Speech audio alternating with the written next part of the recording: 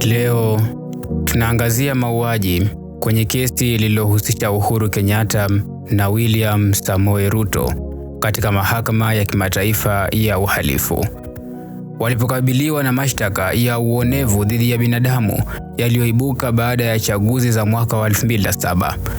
Hali hii ilisababisha mfululizo wa mashahidi ambao walishuhudia jinsi viongozi hawa walivyopanga na kuendesha vurugu hiyo. Lakini wakati George Thuo, mwanachama wa zamani wa bunge wa Juja na shahidi aliyepewa nafasi ya kushuhudia kwa niaba ya Uhuru Kenyatta katika ICC, akafariki ghafla kutokana na kutiliwa sumu akibugia kinywaji cha bei katika club ya Puki B kule sehemu za Juja.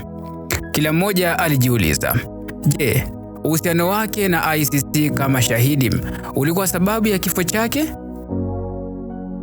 Hii ni Kurunzi ya Jamii. Jina langu Shebani Yusuf. George Thuo alizaliwa Februari tarehe 14 mwaka wa 1967. Alikuwa na kipaji kikubwa kielimu na hivyo alikubaliwa Strathmore College mwaka wa 1989 kwa cheti cha uhasibu. Baada ya kupata cheti chake, alianza kazi katika sekta ya usafirishaji.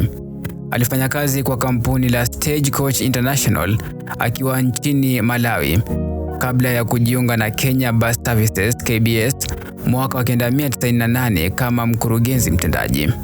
Lakini kama MD wa KBS, Thuo alikabiliwa na changamoto.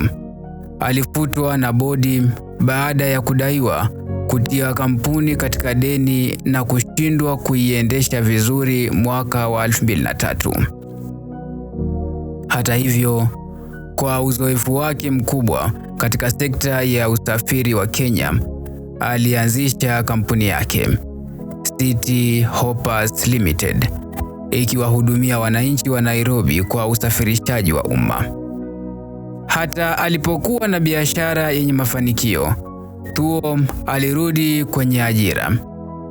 Alijiunga na Trade Star Tire Limited kama mkurugenzi mtendaji, nafasi aliyoiacha Desemba mwaka wa 2006.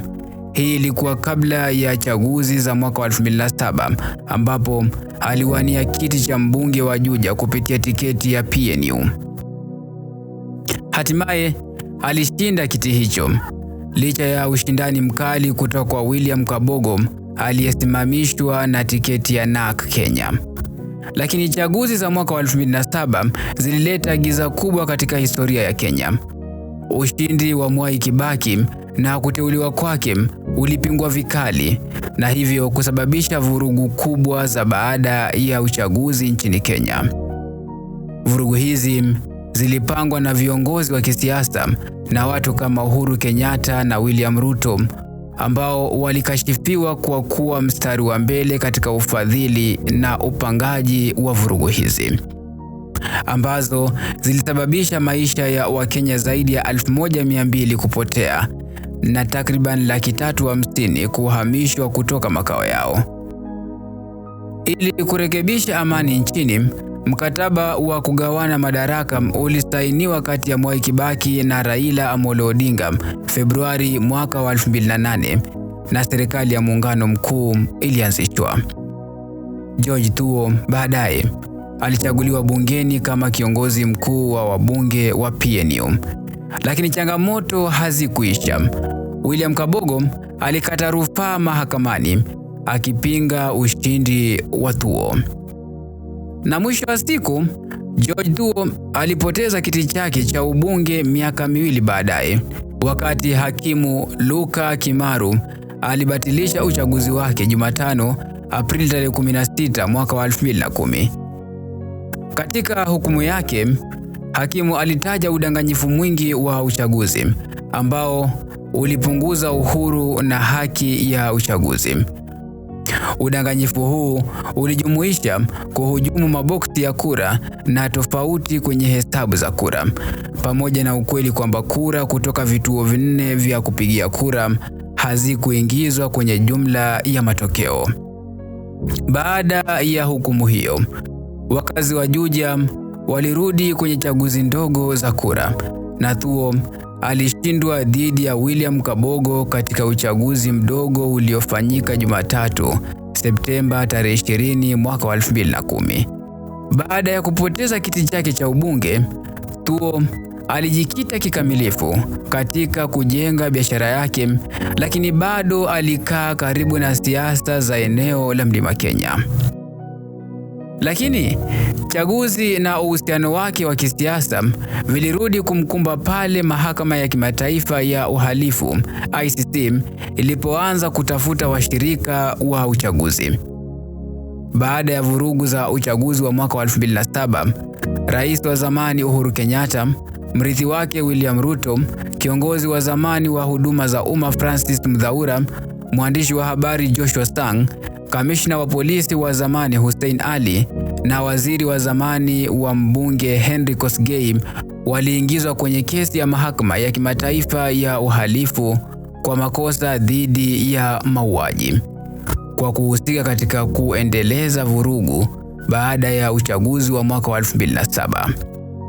Kwa Thuo, alitarajiwa kuwa shahidi muhimu kwa rafiki wake wa karibu, Rais wa zamani Uhuru Kenyatta. Alitarajiwa kushuhudia kuhusu vurugu eneo la Nakuru na Naivasha, na kuonyesha kuwa Uhuru Kenyatta hakuwa na uhusiano wowote na matokeo hayo. Lakini mwakilishi mkuu wa mashtaka wa ICC, Fatou Bensouda, alikuwa na ushahidi unaoonyesha Thuo alisaidia Uhuru Kenyatta kutekeleza mashambulizi katika miji mbalimbali kwa kuhudhuria mikutano, kuchochea kundi la Mungiki na kupanga usanifu wa mashambulizi yaliyotokea. Kulingana na hati za ICC zilizowazi kwa umma, Jumapili Januari tarehe 27 mwaka wa 2008, Thuo alihudhuria mkutano katika Blue Post Hotel sehemu za Thika, milki ya familia ya Kenyatta, akiwa pamoja na wanachama 30 wa kundi la Mungiki. Katika mkutano huo, walipanga shambulio eneo la Naivasha na Nakuru. Hati nyingine ya ICC ilidai kuwa Thuo alikuwa broker kati ya Mungiki na Uhuru Kenyatta, akipokea malipo kutoka kwa Uhuru na kupanga usafirishaji kwa kutumia mabasi ya City Hoppers kusafirisha washambuliaji Nakuru na Naivasha. Prosecutor Fatou Bensouda pia alitoa ushahidi unaoonyesha kuwa Thuo aliwaahidi wanachama wa Mungiki mambo matatu. Kiongozi wao Maina Njenga ataruhusiwa kutoka gerezani, watalipwa kwa shambulio hilo, na serikali itakoma kuwaua wanachama wao.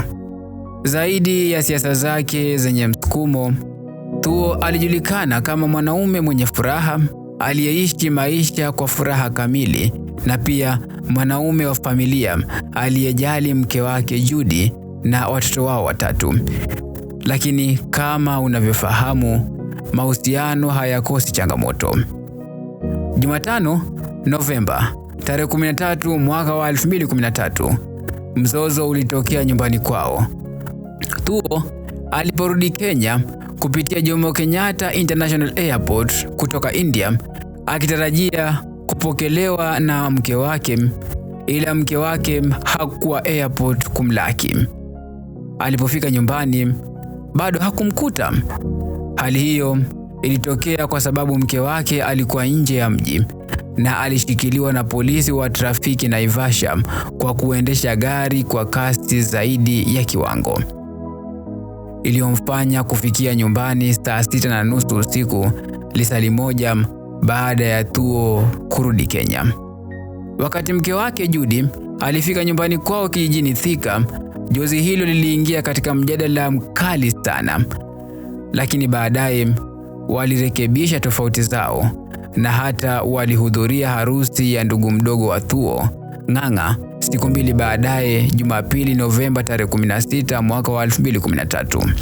Waliokuwa kwenye harusi walibaini waziwazi kuwa Thuo alikuwa na furaha na alikuwa na afya njema sana. Baada ya sherehe kuisha, Thuo na familia yake walirudi nyumbani kwao Thika, lakini hawakuwa peke yao. walikuwa pamoja na ndugu mwingine wa Thuo, Ngugi na mkewe, ambao walikaa usiku kwenye gharama ya wageni wao. Siku iliyofuata, Jumapili Novemba tarehe 17 mwaka wa 2013, mambo yalionekana kawaida nyumbani kwao. Alikula chakula cha asubuhi na ndugu yake asubuhi hiyo. Baada ya mchana, Thuo alipeleka familia yake kwenye moja ya migahawa ya marafiki wao kule Kitengela. Walifika mgahawani karibu saa 7:30 na waliagiza nyama, wakifurahia chakula cha mchana huku wakikumbuka harusi iliyopita. Baadaye kidogo, jozi mpya ya walioana, Ng'ang'a na mkewe, walijiunga nao. Baada ya kufurahia Jumapili ya kupendeza kama familia, wote walielekea Athi River kwa magari mawili. Thuo, ndugu yake Ngugi na mkewe walikuwa kwenye gari moja, wakati jozi mpya ya walioana walikuwa kwenye gari la pili. Walikwenda Athi River kuona nyumba ambalo jozi hiyo ilikuwa imelinunua hivi karibuni. Baada ya kuona nyumba hilo, Thuo, Ngugi na mkewe walirudi nyumbani kwao Thika. Katika safari yao ya kurudi, Thuo, shabiki mkubwa wa Formula 1, alipiga simu kwa Paul Wainaina maarufu kama Sheki, mwenye klabu ya Puki Thika, karibu saa 12:30 jioni, akihitaji kutengewa meza kwenye klabu. Walipofika nyumbani, Thuo alibadilisha nguo zake na kuelekea klabuni. Wakati alikuwa akijiandaa kuondoka, F1 ilikuwa tayari ishaanza kuonyeshwa kwenye runinga za klabu Puki kule Thika. Marafiki wa Thuo walianza kuingia klabuni, na mwanzo wa haraka, takriban saa 1:20 jioni, aliwasili Samuel Kuria maarufu kama VC, yule ambaye alikuwa hype man wa klabu hiyo, pamoja na Andrew Karanja, meneja wa klabu hiyo. VC na Karanja walikaa mezani na kupewa vinywaji na mhudumu wa klabu, Esther Ndinda Mulinde. Baadaye alijiunga nao Christopher Lumbazio Ndika maarufu kama Lumba, ambaye alikuwa mmoja wa mameneja wa kampeni ya Thuo wakati alipogombea kiti cha ubunge wa Juja. Thuo alifika klabuni takriban saa 2 usiku na kujiunga na wanaume hao watatu, VC, Karanja na Lumba, kwenye meza waliokuwa wamekaa. Aliagiza mhudumu Esther amletee vinywaji viwili vya mabadiliko ya muda mfupi. Esther alileta vinywaji na kuvifungua mbele yao. Wakati Thuo akifurahia vinywaji vyake na kuzungumza na marafiki wake, mmiliki wa klabu Shekim, aliyepigiwa simu ya kuwatengea meza, aliungana nao. Takriban saa 2:30 usiku, Thuo alipiga simu kwa mkewe Judy kumjulisha jinsi mashindano ya Formula 1 yalivyoendelea. Karibu nusu saa baadaye, takriban saa 3 usiku, Vanessa Wetahi maarufu kama Atlanta, mteja wa mara kwa mara pale Club Puki, aliingia klabuni. Kulingana na maelezo yake, alikuwa akitoka kwenye sherehe kule sehemu za Zimmerman na alifika Thika akiwa na haraka ya kupata change kwa shilingi 1000 kwa kuwa maduka mengi yalikuwa yamefungwa. Aliamua kuingia Club Puki kuomba change, akihitaji noti ndogo ili kuepuka matatizo na dereva wa matatu alipoenda nyumbani. Alipofika, aliona Thuo amekaa na VC, Karanja, Lumba na Sheki. Akasogea kwenye kaunta na akanunua kinywaji kimoja kwa ajili ya Thuo akitumia noti yake ya 1000. Kinywaji hicho kilifunguliwa mbele ya kaunta na mhudumu Phyllis Wanjiku. Na Watahi alichukua kinywaji hicho kwenda mezani kwa Thuo, akimkumbatia kumwambia jinsi alivyokuwa amemmiss. Kinywaji kikatiwa mezani, kisha akaondoka muda mfupi baadaye. Dakika takriban 15 baada ya Watahi kuondoka, Thuo alilalamika kwa wanaume wanne aliyekaa nao kuwa anajihisi joto sana. Thuo akiwa amevaa shati jepesi na vest alisema ataliondoa vest ili kupunguza joto. Shekim akaelekeza Thuo ofisini kwake ambapo aliondoa vesti yake. Na wakati huo alipigia simu mkewe Judy kumjulisha jinsi anavyojihisi joto na kumwambia anatoa vest kupoa mwili kidogo. Baada ya kuliondoa hilo vest, alichukua vesti yake kupeleka kwenye gari kisha akarudi Club Puki. Dakika 10 baadaye, Thuo alifariki ghafla akiwa mezani. Lumba alimpigia simu mkewe Thuo, Judy, kumjulisha kuwa Thuo ameanguka akinywa kinywaji. Judy aliye na hofu alielekeza Lumba kumpeleka Thuo hospitali ya Aga Khan, Nairobi. Lakini Lumba aliona kuwa Thuo alikuwa hali mbaya na anahitaji huduma ya dharura mara moja. Wakachagua kumpeleka Thika Nursing Home ambayo ilikuwa dakika 4 kutoka Puki. Thuo aliwasili Thika Nursing Home ambapo daktari alijaribu kumwokoa kwa zaidi ya saa 1 lakini hakuweza. Wakati juhudi za kuokoa Thuo zikipita, Judy, ndugu yake Ngungi na daktari wa familia yao walifika hospitalini. Baada ya jitihada kushindikana, waliita ambulance na Thuo akapelekwa Aga Khan Hospital Nairobi ambapo alikutwa amefariki pindi tu walipowasili. Kifo cha ghafla cha Thuo kilishangaza familia yake kwa kuwa alikuwa na afya njema na tatizo lake pekee la kiafya kilikuwa shinikizo la juu la damu lililokuwa likidhibitiwa kwa dawa. Kwa familia, kitu hakikuwa sawa kuhusu kifo chake. Hivyo walihusisha polisi kuwasaidia kujibu maswali kuhusu kifo cha ghafla cha Thuo. Hii ilisababisha wachunguzi kutembea Club Puki siku iliyofuata, Jumatatu, Novemba tarehe 18 mwaka wa 2013, kujua kilichosababisha kifo chake. Lakini walishindwa kupata ushahidi wowote ule kwa kuwa Club Puki ilikuwa imekusudiwa kusafishwa na hakukuwa na CCTV. Licha ya vikwazo hivi, autopsi iliyofanywa usiku huo na Daktari Peter Ndengwa na Daktari Andrew Gashie kule Lee Funeral Home ilibadilisha kila kitu.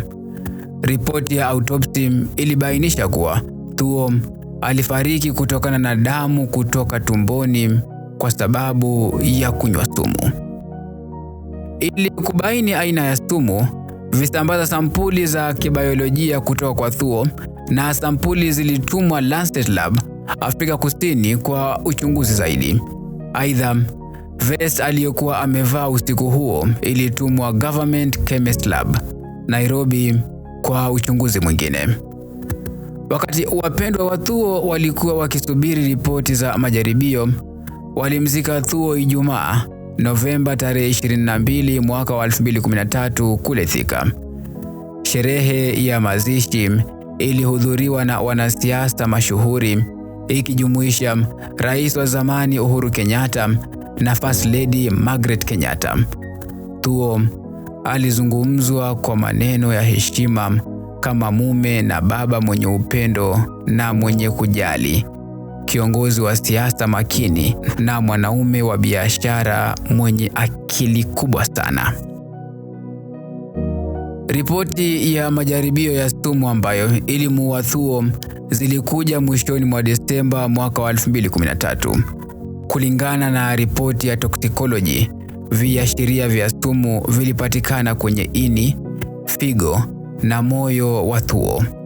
Zaidi ya hayo, vest aliyokuwa amevaa usiku wa kifo chake kule Puki ilipimwa na kuonyesha viashiria vya sumu hivyo hivyo.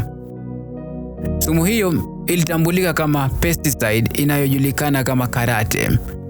Kwenye upande wa kemikali, Chaguo la sumu hii lilidhaniwa mapema na kwa makusudi kwa sababu ina harufu dhaifu, utamu ambayo kwa kawaida haionekani. Rangi yake njano nyepesi ilioana kwa urahisi na kinywaji cha Thuo na kufanya ngumu kutambulika ndani ya kinywaji chake. Zaidi ya hayo, ni sumu inayofanya kazi kwa haraka sana, hatari na kusambaa mwilini kwa muda wa dakika chache tu. Hivyo wachunguzi walithibitisha Thuo aliuawa Club Bookie.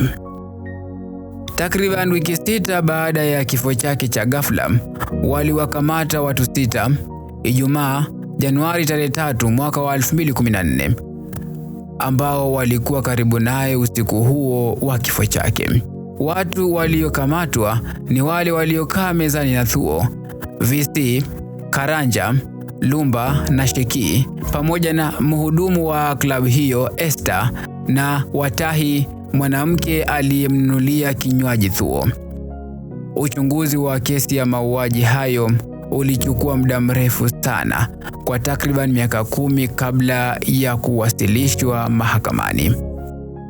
Mambo muhimu ya kesi hiyo yalijumuisha: kwanza, ingawa ripoti ya toxicology ilithibitisha Thuo aliuawa, polisi hawakupata ushahidi wowote wa forensic kutoka Club Bookie unaoweza kuthibitisha viashiria vya sumu. Hii ilitokea kwa sababu wakati Thuo alipoanguka, chupa na glasi zilivunjika na usafi kufanywa kabla ya polisi kufika siku iliyofuata. Zaidi, polisi hawakupata mtu yoyote kati ya watuhumiwa akiwa na sumu ya karate. Pili, Cliff Wambeta, wakili wa watuhumiwa 6, alijaribu kudai kuwa Thuo alikunywa sumu mahali pengine kabla ya kufika Club Bookie, lakini hakuweza kuwasilisha ushahidi wowote. Kwa kuzingatia jinsi sumu hiyo ilivyokuwa hatari kwa kasi yake ya kusambaa, haingekuwa inawezekana kwa Thuo kunywa sumu mahali pengine kisha kupata athari ya kifo baada ya zaidi ya saa 2.5. Tatu, wakati kesi ilipoendelea, Club Bookie iliendelea kuwa kwenye vichwa vya habari.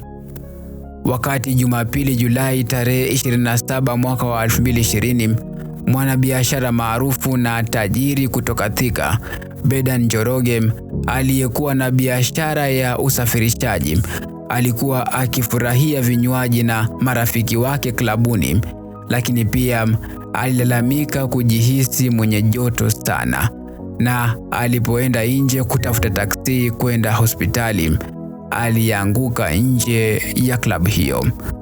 Wakati watu walimkimbiza Thika Level 5 Hospital, walipofika walimkuta Bedan Njoroge amefariki mara moja.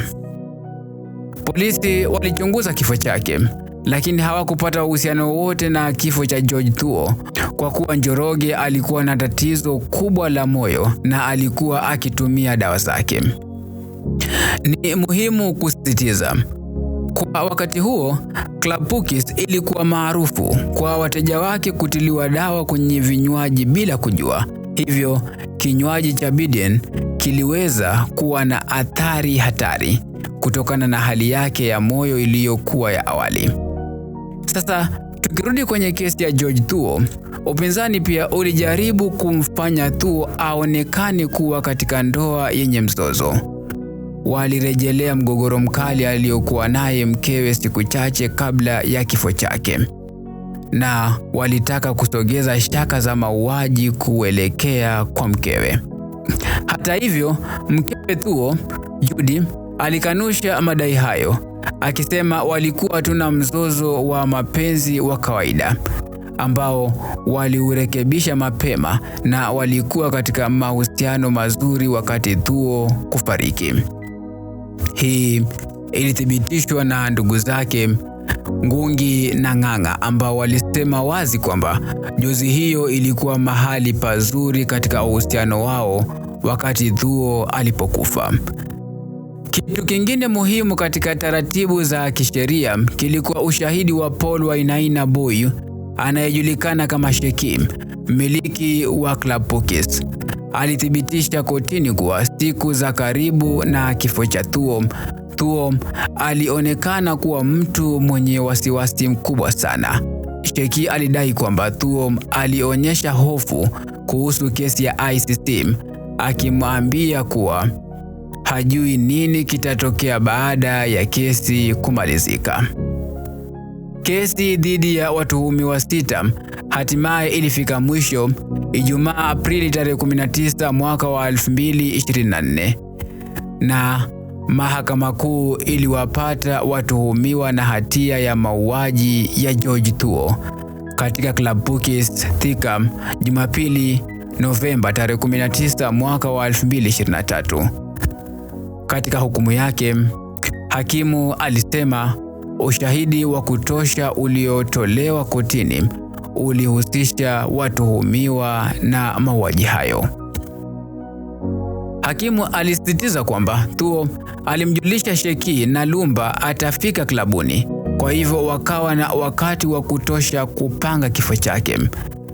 Alibainisha pia kuwa wafanyakazi wa Shekim, hasa wafanyakazi wa burudani kama DJ Andrew Karanja na Samuel Kuria almaarufu kama Vistim, waliamua kukaa kwenye meza ile ile na Thuo ili kuhakikisha kuwa hakutakuwa na lolote linalokwenda vibaya na mpango wao wa kumuua.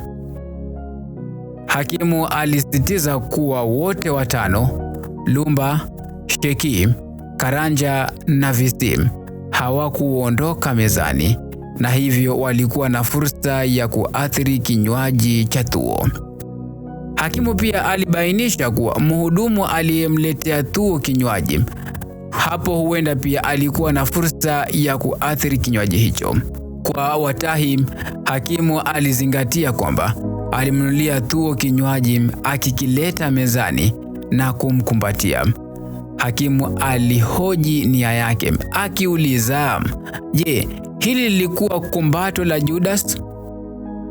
Kulingana na ushahidi, Watahi alikuwa mteja wa mara kwa mara klabuni na angeweza kupata chenji ya pesa yake bila kumnunulia Thuo kinywaji, na hivyo nia yake ya kumnunulia na kufungua kinywaji kwa Thuo ilibaki kuwa shaka kubwa sana.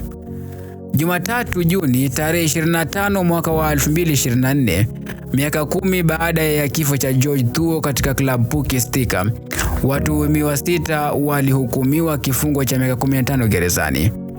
Ni baya sana kwamba Club Pokes hakuwa na kamera za CCTV ambazo zingeweza kufichua matukio ya siku ambayo Thuo alipoangukia katika eneo hilo.